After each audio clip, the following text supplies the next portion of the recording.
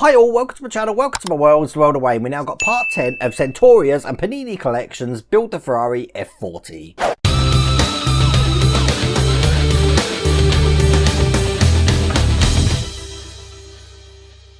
Now in the last issue we didn't have much to do, but in this issue lots of fiddly things to do. As a matter of fact, if you saw my live stream last night, you would have saw I was a little bit worried about how many little tiny bits there are in this. I mean, check these out. There is absolutely loads of tiny bits. It is worth noticing while I'm on this page here, the numbering's all out. You see it says 1, 2, 3, 4, and they've skipped 5, 6, 7, 8, 9, 10. There is a detailed D which isn't actually on here, so I will try and figure out what detail D is when we get round to it. But what we're going to be doing, putting some vents into the dashboard. A lot of dashboard details here. We're going to be putting a Fusebox in, some interior lights and some little control knobs. That looks like chokes and stuff there, to be honest with you. And that's pretty much all there is to do in this issue. But they are tiny. I mean, look, if I show you on that close-up camera, look how tiny some of these pieces are. So I am probably going to be needing these things today to make sure that I put them in properly and I don't break the parts. Now we don't need glue for this, which is interesting, so they should be just push in, and I have got my screwdriver because there is a couple of little bits of screwing that we're going to need to do as well. As you can see there in issue 11 we're going to be working on the engine block, and then in issue 12 that looks like the clutch that we're doing and part of the gearbox. That's going to be all interesting stuff. Now with this delivery we did get an extra item which I did unbox on the live stream last night, but I'll do it for you again now. I had to take the plastic off of it, but basically we have now got the plaque that we can actually display. I'll put that on the close-up camera there, but as you can see it's got all the specs on and stuff like that, and it will just sit nicely under the vehicle like that. It's made of plastic, and it did come with a sheet of plastic over the top to make sure that doesn't get scratched, but as you can see that is absolutely flawless, pretty much like what this build is, completely flawless. I do love this build. Now I've got another 2 parts to build after this. They're probably going to happen next week. Just so you know that tomorrow, being Saturday and Sunday, we're going to have 2 episodes of Welcome to the Cave. The first one's going to be with Matthew Bean, and on Sunday we'll have our Matners as well. But I will introduce those when they come round. But I have seen those man caves and I'm like, wow. Somebody's put my little room here to shame big time. But without further ado, let's get cracking. Okay, so to start with, we're going to need this lovely textured dashboard that we worked in last time, because we're going to be putting some details into this. Now the first details we're going to be putting are just going to go on the top here. Now those details are going to be the vents. Now every individual part here comes in a bag, so it's good that we're not going to be able to get these lost, but we do need to make sure we put these in the right way. So they can only go in one way, because if you see here they've got lugs at the bottom, but you've got a slight bit coming off the side there. So when you put them in, the lugs should line up with the vent. If they don't, it means they're not in the right side. So that one I'm trying to put in there, the lugs don't line up, so it can't be going in there, which means this one must go in this one over here, just like that, and push that into place. There you go. We'll do the same on the other side. These don't need any glue, and to be honest with you, I would definitely tell you not to put glue in that, because if you get glue on this, you're going to have a bad time. You've pretty much destroyed it. Keep glue away from this dashboard big time. And there we go, that's the vents in. Now the next bit we need is the fuse box, looking like that, and the way I'm holding it here is the way that it's actually going to go in. Now this is going to go into the space that you can see just there, and quite simply all we're going to do is push that in, just like that.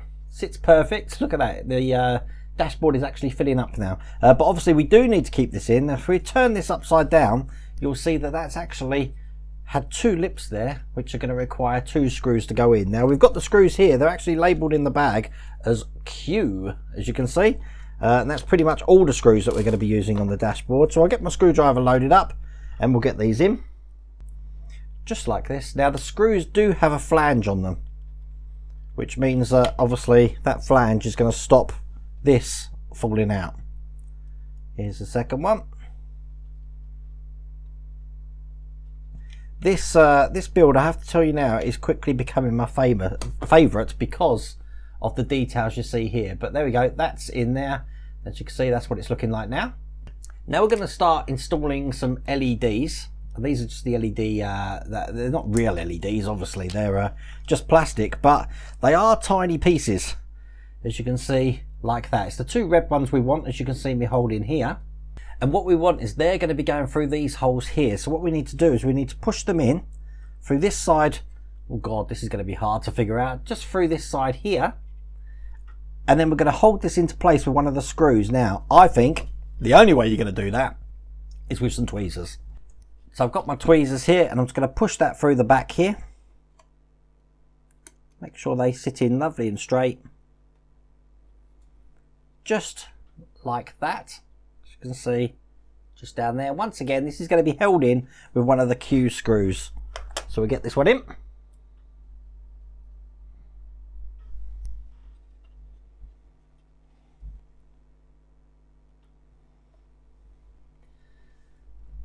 And this will keep this in place. I hope you can see this on my little cameras. It's not very good. I did change the mat here just to make this a little bit better to see, but there we go. That's that red screw in, and from the front that now looks like that. Now we've got these 3 LEDs here. We've got a red one, looks like an orange one, and a green one. Could be a yellow one, but I am colorblind, looking just like that. These are going to go into these 3 holes that we can see here. So just like last time, we're going to be putting them in through the back, so that this little catch here where we're going to be putting a screw in is going to be going over this screw hole just there, if you can just see it. So we'll get this in.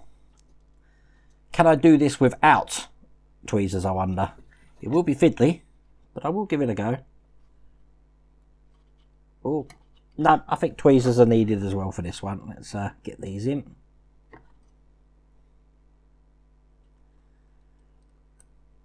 Look at me going all quiet while I put that in.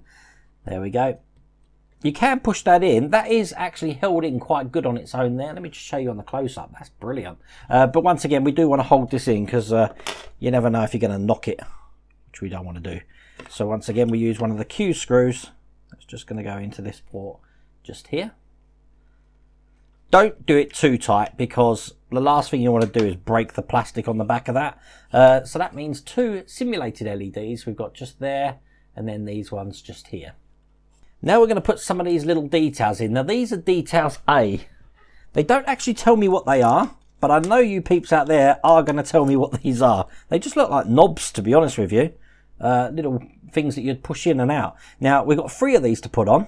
Now these are going to be going on this top one here, and then these 2 just underneath the hood, not the corner one. We leave that one out. So we'll put these in. These are just pushing.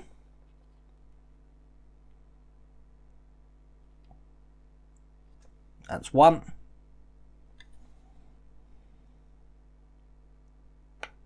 Now you do have to push in quite hard, and you'll hear a click when they go in. So I'll do the second one as well.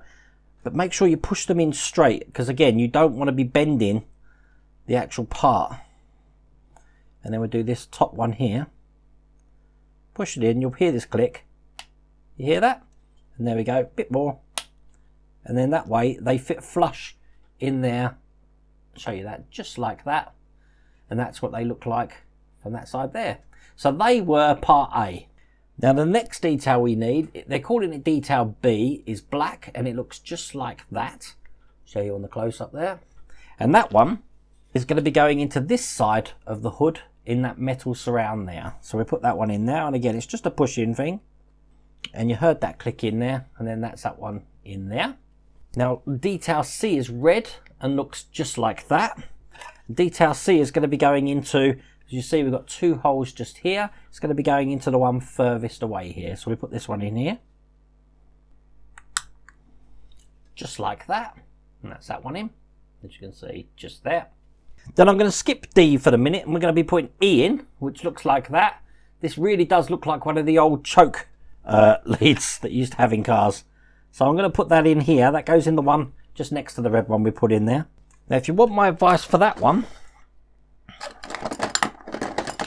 to get this in, I think it's probably beneficial to use some duck build pliers here to get a good grip surface area on this, to push it in without breaking the part. So I'm going to hold that tightly and get this in the hole here, just like that. You saw how easy that was. I think if you try with your fingers, there's a chance of you breaking that. Now from my memory, with the old clutches, they did point upright, up and down rather than left and right. I keep saying clutches, I mean chokes. That is if that's a choke. I didn't mean clutch, chokes. So for the old chokes, they used to point upright like that. And I'm guessing that's what that is, but I could be wrong. And then the last detail we've got is just going to go into the hole that you can just see down the bottom there. It's a little tiny silver detail. And once again, I'm going to use my duckbill pliers, but that's what the detail actually looks like. Well, that's the area, that's the part that's actually going to go in to the dashboard. So I'm going to push that in. Just like that. And that is all the dashboard components almost in, but looking pretty good. So we've got the vents on top. Then we've got all of those knobs, LEDs, chokes, got it right that time, in place. I was completely worried over nothing there. That was pretty easy. Make sure you use the tools. It's a lot easier to use some flat nose pliers just to push those pieces in, because really the last thing you want to do is A, touch this part here excessively, and B, break any parts as you're trying to put them in. But as you see, that went really well there, so I'm pretty happy with that. I really do hope you liked that video. If you did, please remember to give me a thumbs up, and if you haven't subscribed already, please remember to subscribe. Other than that, have a good weekend. I hope you enjoy the Welcome to the Cave videos over the weekend, and I'll see you Monday. Take care.